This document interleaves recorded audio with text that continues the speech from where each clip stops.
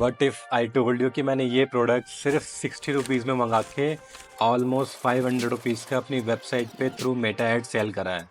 So in this video हम लोग discuss करने वाले हैं कौन सी एज की ऑडियंस को मैंने टारगेट करा टू सेल दिस प्रोडक्ट, और उनके कौन सी एज थी और उनकी लोकेशन जहाँ ये प्रोडक्ट सबसे बेस्ट चला है मेरा।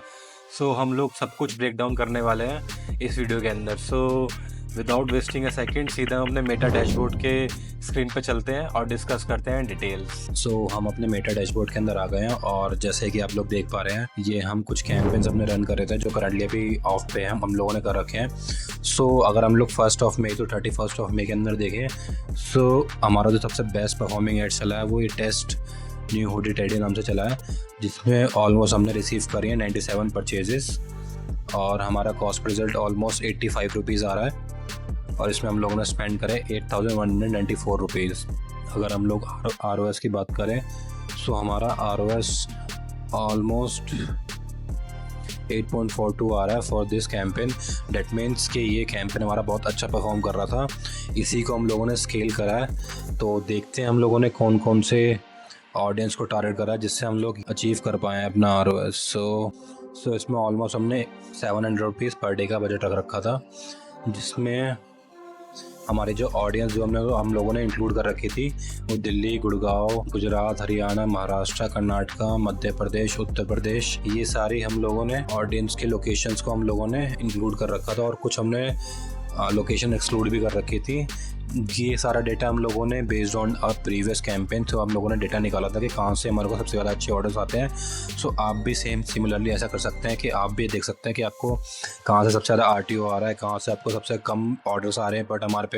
बट जहाँ पे बहुत ज़्यादा CPC हाइज आ रहा है या फिर बहुत ज़्यादा कॉस्ट लग रही है बट हमारा कॉस्ट रिजल्ट बहुत डाउन जा रहा है, तो वहाँ पर आप उस लोकेशन को एक्सक्लूड भी कर सकते हैं। हम लोग सिर्फ स्पेसिफिक टारगेटिंग लोकेशंस पे ही अपना ऐड चला रहे थे। इसके अलावा अगर हम लोग ऑडियंस की बात करें तो हम लोग 22 to 35 की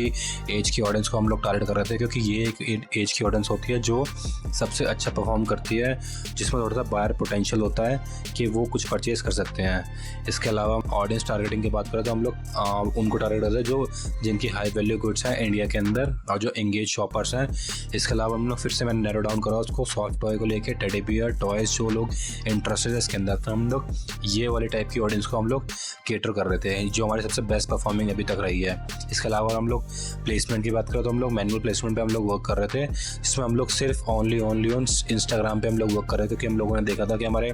फेसबुक पे कोई ज़्यादा ऑर्डर थे नहीं, सबसे ज़्यादा हमारे जो ऑर्डर आते हैं वो इंस्टाग्राम पे रहते थे। तो इसलिए हम लोगों ने इंस्टाग्राम प्रोफाइल फीड पे, इंस्टाग्राम होम पे, इंस्टाग्राम एक्सप्लोरर होम पे,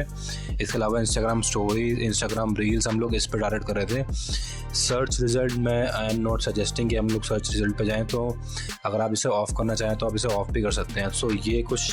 डेमोग्राफिक्स थी जिससे मैंने अपना ये टॉय ब्रांड को इतना ज़्यादा स्केल कर पाया और जो मैंने इतना ज़्यादा अपना ROS अचीव कर पाया। इसके अलावा हम लोग पेरेंट्स एंड सॉफ्ट टॉय को भी हम लोग टारगेट करते थे, जो लोग पेरेंट्स हैं और जो इंटरेस्टेड है अपने सॉफ्ट टॉय के अंदर। बेसिकली इसको टारगेट करने का यही मतलब था कि हम लोग देख पाएँ कि पॉसिबिलिटी है कि